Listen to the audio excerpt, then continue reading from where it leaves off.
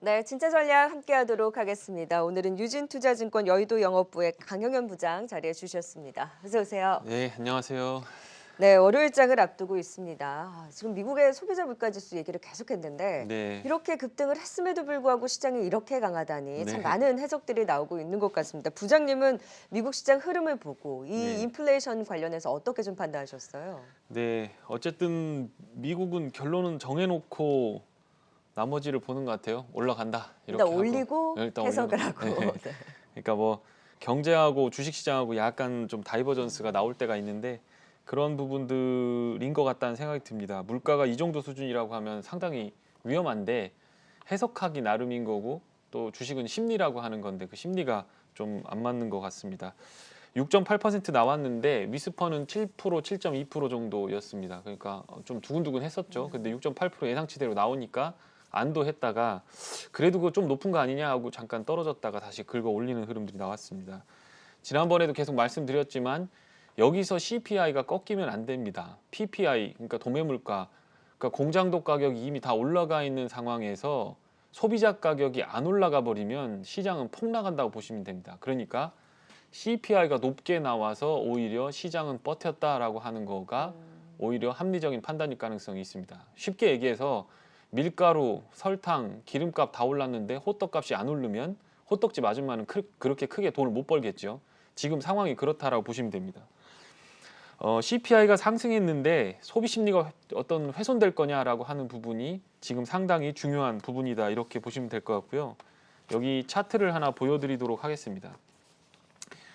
월스트리트에서 이제 나오는 로직들은 뭐냐면 이게 소비 심리나 소비 기대가 지금은 중요할 겁니다. 앞으로 돈 많이 쓸 거야라고 하는 거가 중요한 건데 이렇게 많이 내려와 있는 상황입니다.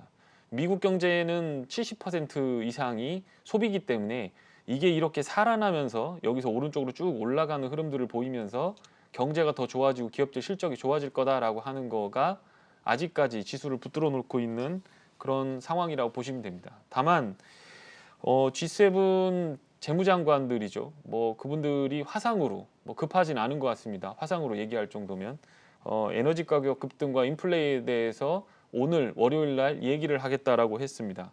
내용 읽어보면 딱히 대안은 없는데 뭔가 해야 되는 상황이니까 자꾸 또 손 놓고 있으면 안 되니까 대통령이 뭐 하라고 그랬겠죠. 그러니까 재무장관들이 모여서 하는데 전략 비추기도 풀었고 임금이라든가 지대가 올라가는데 그거에 대해서 정부가 할 수 있는 방법은 없다라고 하는 거가 핵심적인 내용입니다. 여기 지금 차트에 보시면 미국의 일반 무연 휘발유 가격 관련된 겁니다. 뭐 WTI가 많이 내리긴 했지만 휘발유 가격이 이렇게 지금 보시면 조금 내려왔다가 조금 옆으로 기는 그런 상황입니다. 이제 3.4갤런, 아니 3.4불 정도 되면 굉장히 비싼 겁니다. 제가 미국 갔을 때는 그 1갤런에 1불 정도였습니다. 1.1불 정도. 뭐 그러니까 굉장히 많이 오른 상황입니다. 지금 핵심은 이 휘발유 가격이 전반적으로 에너지 가격 상승을 일으킨다. 에너지 가격이라고 하는 건 기름 넣는 것만 말하는 게 아니고 전기세 대표적인 거 이런 것들을 포함하는 거기 때문에 만약에 혹시 이런 부분들이 툭 빠져주게 된다면 생산자 물가 지수를 다운시킬 겁니다. 그러면 다른 거는 지표 발표 일정으로 봤을 때는 중국 PPI와 한국 그다음에 독일의 생산자 물가 지수가 내려가는 걸 보시면 앞으로 CPI가 조금 안정이 되겠구나라고 하면서 당분간은 좀 그런 부분에 대해서 자유로워지겠다라는 생각을 하시면 될 것 같습니다.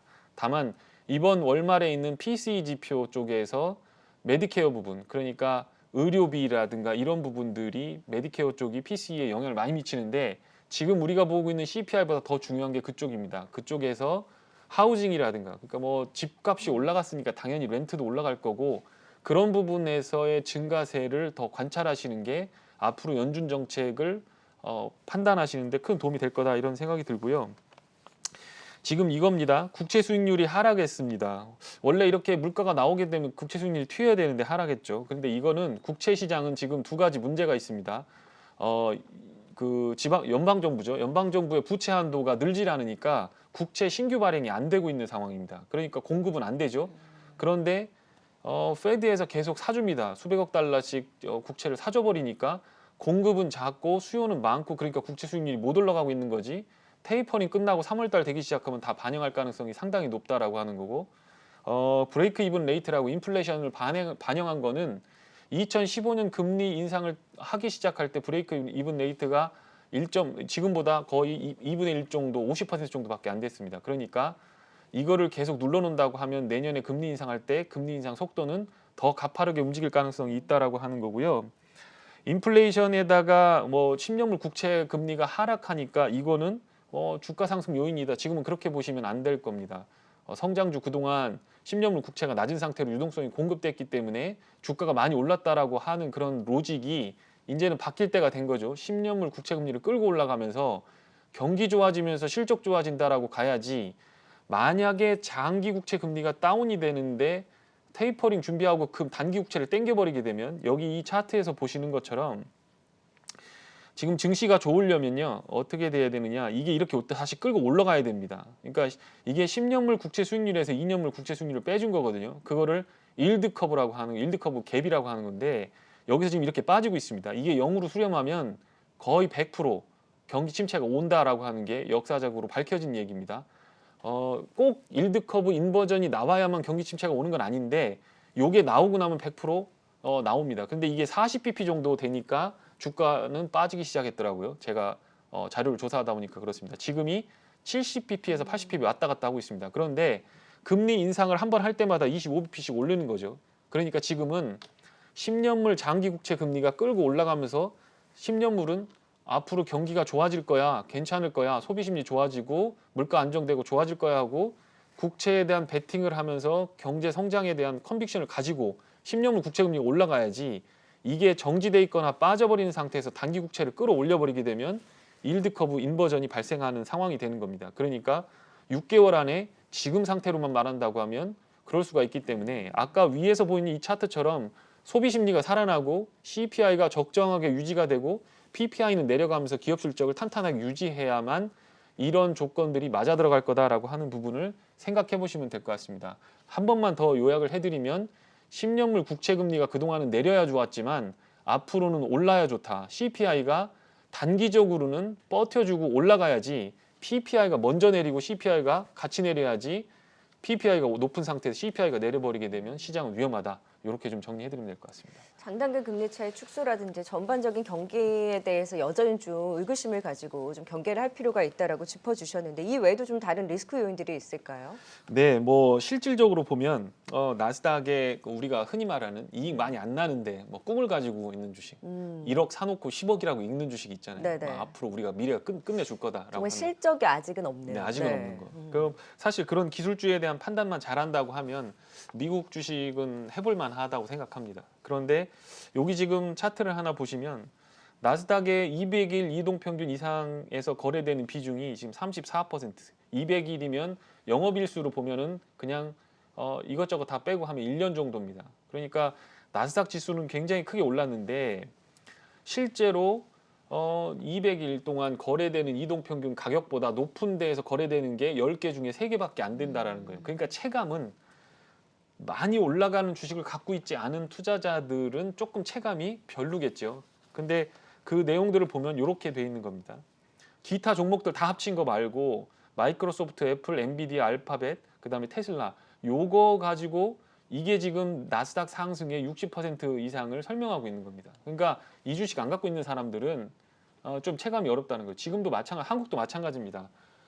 게임주라든가 뭐 배터리주 많이 먹고 이제 뭐 팔고 계신 것 같은데 그런 쪽에서 주도주라고 생각되는 쪽에 주식을 못 갖고 있으면 전반적인 분위기는 상당히 안 좋다라고 하는 부분이 핵심입니다.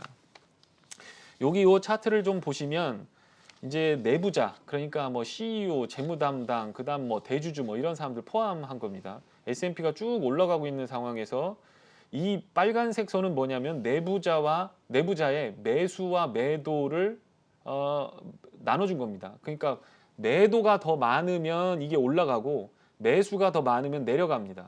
그런데 이렇게 올라와 있죠. 근데 여기서 팔기 시작한다는 겁니다. 뭐 테슬라 오너도 팔고 마이크로소프트도 팔고 이제 팔기 시작한다는 거죠. 근데 이걸 파는 거에는 두 가지가 있습니다. 뭐 스탁 옵션이라고 하는 것들에 대한 해석이 있는데요.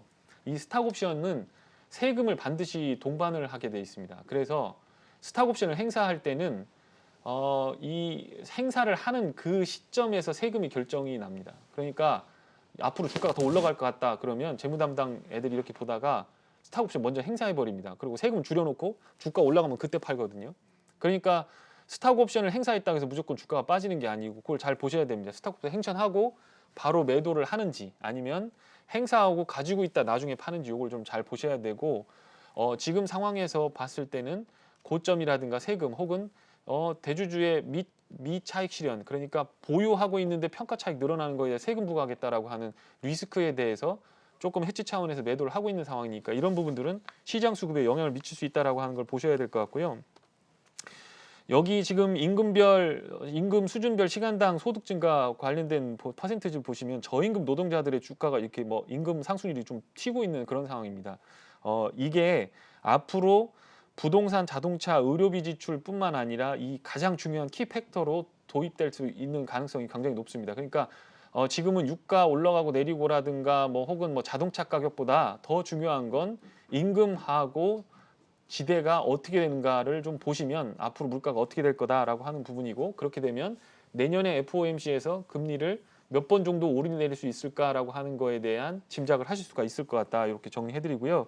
지금은 내년에 2번, 3번 이상 올릴 확률이 굉장히 높아진 상황이기 때문에 이번에 FOMC 끝나시고 조금 상황을 보시고 저는 전폭적으로 주식 투자를 해보시는 거가 좋을 것 같다 이렇게 정리해드리면 될 것 같습니다. 그럼 이번 주 FOMC 회의 이제 결과가 나오는 주다 보니까 그 경계감이 좀 상당할까요? 좀 제 생각에는 이제 뭐 다 예상은 하고 있는 것 같아요. 이미 다 테이퍼링 땡길 거고 150억 불 하던 거 300억 불 하고 3월 달까지 다 끝내고 근데 이제 그 뒤에 코멘트가 중요하겠죠. 민주당 의원들 중에서 이제 중도파라고 볼 수 있는 사람들, 그러니까 그 사람들은 버니 샌더스 이런 사람들 아니죠. 근데 중도파가 지금 보면 민주당에서 그렇게 큰 힘을 발휘하고 있지는 않습니다. 그런데 그 사람들이 얘기한 거가 왜 대책 없이 이렇게 하고 있느냐라고 하는 거에 대한 얘기를 하고 있습니다. 그러니까 페드든 정부든 인플레에 대한 준비를 하지 않고 있으면 안 된다라는 거를 어떤 강조하고 있다는 거 그렇기 때문에 제롬 파월도 그거에 맞춰서 코멘트를 할 가능성이 있기 때문에 시장은 한번 출렁일 수 있다. 다만 경제 회복에 대한 부분이 있기 때문에 그 뒷바람을 맞는 종목들이나 업종들은 괜찮을 수 있고 또 지금 보시면 알겠지만 가격 전가력이 있는 거 글로벌 독점 GPU 없어서 못 파는 엔비디아 마이크로소프트 어떤 비즈니스 관련된 거에서 뭐 1년치 결제 안 하면 돈 올려버릴 거야 20% 올려버릴 거야 이렇게 통보할 수 있는 애들 그런 쪽으로만 집중을 하셔서 매매를 하시는 게 맞는 것 같고 장기적으로 포지션을 끌고 가는 거는 조금 위험할 수 있겠다 이런 생각을 해보면 될 것 같습니다. 네. 자, 그러면 이제 투자 전략을 세워봐야 될 텐데 네. 이번 주는 좀 어디에 집중을 해서 대응을 해볼까요? 글쎄요, 이게 저희들도 이렇게 주식을 직접 매매를 하고 투자를 하다 보면 이제 손에 딱 잡힐 때가 있거든요. 지수하고 상관없이 요거는 먹을 수 있겠다라는 느낌이 들 때가 있어요. 예. 그런데 이게 지금은 매크로가 이게 뒷목을 계속 잡고 있기 때문에 사실 우리들이 만나서 커피 마시면서 하는 얘기는 팬데믹만 아니면 해외 나가서 하와이 가서 혹은 뭐 어디 가서 한 달만 좀 쉬고 오고 싶다. 너무 지친다. 이런 생각을 많이 하고 얘기를 많이 하거든요. 실제로 지점이나 이런 데서 트레이딩을 하는 사람들 돈도 벌기도 많이 벌었지만 쉬고 싶다는 생각을 많이 하고 있는 상황인 것 같습니다.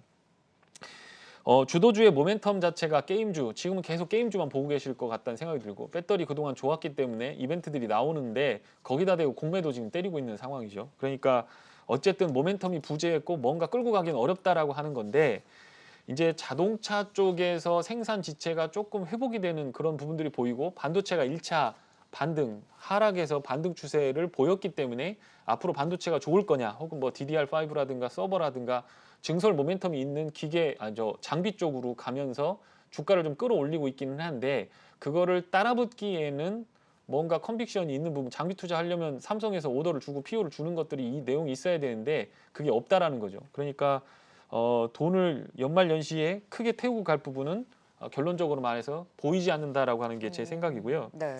여기 지금 코스피 등락률 ADR 관련돼서 요것들을 참고하시라고 말씀을 드렸습니다. 최근에 이제 반등 주었던 게 여기서부터 왔죠. 보시면 레벨 다운이 된다라는 거 125였다가 110 정도였다가 105 수준에서 고점을 찍고 내려오는 부분이니까 오늘 내일 올라가게 되면 요것도 또 이렇게 위로 틀지 아니면 밑으로 꺾어질지에 대한 베팅을 하셔야 되고 이거는 확률적인 접근이기 때문에 종목 숫자만 줄이고 주도주만 탄다고 하면 굉장히 좋은 거지만 만약에 그렇지 않다라고 하면 잡고 있는 종목들의 대부분이 내리고 매물이 쏟아지는 그런 흐름들이 나올 가능성이 있기 때문에 보시면 될 것 같고요. 지난주에 소개를 드렸던 임플란트, 디오, 오스템 임플란트 이런 것들 아직 추세적으로 좀 괜찮다고 보고요. 미국의 메디케어 관련된 거, 이빨 아프고 그런 것들 참았던 거, 그런 것들 아마 가서 고치기 시작할 거고 활동 재개하기 시작하면 가서 피부부터 좀 관리를 할 가능성이 높습니다. 그러니까 그쪽은 리오프닝 관련돼서 꾸준하게 보시면 될 것 같고 실적 발표 나올 때마다 꾸준하게 상승하는 종목들이 될 가능성이 있기 때문에 한번 보시면 될 것 같습니다. 엔터주들 SMYG가 지난주에 반등을 보였습니다. 좋았어요. 예, 보였는데 이게 추세적으로 돌파를 하려면 붙여야 되는데 메타버스 쪽하고 리오프닝 그다음에 온라인 콘서트라도 좀 해야 되는데 제가 좀 듣는 바에 의하면 연말까지 콘서트장은 많이들 매진이 되었다라고 하고 그런 부분에서 부킹하기가 쉽지 않다라고 하니까 보시면 될 것 같고요. 멀리 본다고 하면 하나투어나 아시아나항공 이런 것들 그다음에 뉴 제이 컨텐츠들이 많이 빠졌지만 지금 기관 수급이 많이 비어 있는 상황이고 지금 보니까 바이오 쪽에서도 매기가 좀 들어오는 것 같다는 생각이 듭니다. 거기가 몇 년 동안 떨어졌기 때문에 사실 로직은 안 맞거든요. 인플레가 나오는 상황이고 금리가 튀려고 한다라고 하는데 바이오주를 투자한다. 그거는 여의도에서는 잘 안 나오는 얘기긴 한데 워낙 많이 빠져 있고 JP모건 컨퍼런스도 2년 동안 거의 셧다운된 상태에서 온 오프라인 동시에 하겠다라고 하는 얘기도 나오고 있기 때문에 여기가 수급이 비어 있는 상태에서 바이오 쪽을 누군가 한번 건드리게 되면 단기적으로 트레이딩 하기에는 괜찮을 것 같다는 생각이 들고요. 개중에 종목별로 임상, 이상에서 나오면서 내용들이 좋은 내용들이 나오는 업체들이 있기 때문에 조금 살펴보시면 결과가 괜찮을 것 같다는 생각이 듭니다. 네, 이번 주 또 관심주도 따로 압축해서 볼 만한 곳도 있을까요? 네, 저는 이제 연말연시에는 주로 이렇게 보면서 그동안 실적은 잘 나왔고 그 다음에 내년에도 크게 부러질 리는 없는데 괜찮은 종목들 그런 쪽으로 섹터를 많이 봅니다. 그러니까 뭐 모멘텀 받고 성장하고 그런 거 말고 그냥 많이 빠졌는데 실적 괜찮은 것들 많이 보는데 뭐 폐기물 관련돼서 YN텍 같은 거가 지금 그렇게 많이 돼 있습니다. 그래서 조금 보시면 될 것 같고요.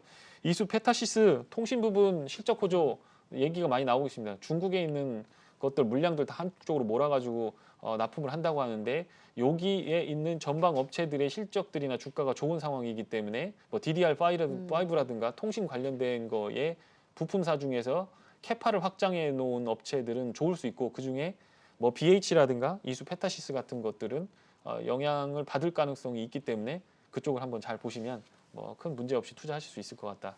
이렇게 정리해드리면 될 것 같습니다. 네, 실적이 나아지고 일단 저가권에 있는 YN텍과 추세와 함께 모멘텀을 가지고 있는 이스페타시스를 또 이번 주 관심주로 전해주셨습니다. 진짜 전략 함께했습니다. 지금까지 유진투자증권 여의도 영업부 강영현 부장이었습니다. 고맙습니다. 고맙습니다.